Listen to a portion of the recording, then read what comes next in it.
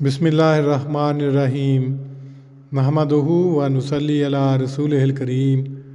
صحیح البخاری کتاب الصلاۃ باب 52 کراہیت الصلاۃ فی المقابر، یعنی مقبروں میں نماز پڑھنے کی کراہیت۔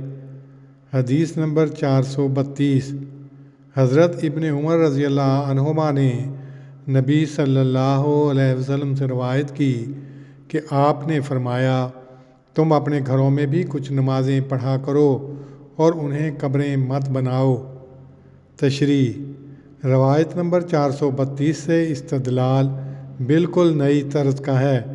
گھروں میں نماز نہ پڑھنا گویا انہیں مقبرہ بنانا ہے جہاں نمازیں نہیں پڑھی جاتیں۔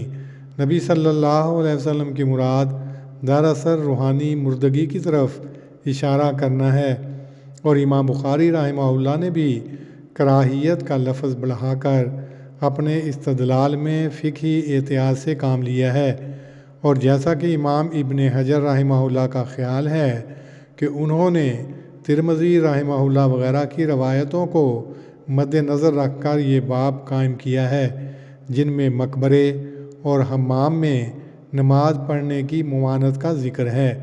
چونکہ وہ روایتیں امام موصوف کی شرط کے مطابق نہ تھیں، اس لیے اس حدیث سے یہ باریک استدلال کیا ہے۔ اللہم صلی علی محمد وعلی آل محمد کما صلیت علی ابراہیم وعلی آل ابراہیم انک حمید مجید۔ اللہم بارک علی محمد وعلی آل محمد کما بارکت علی ابراہیم وعلی آل ابراہیم انک حمید مجید۔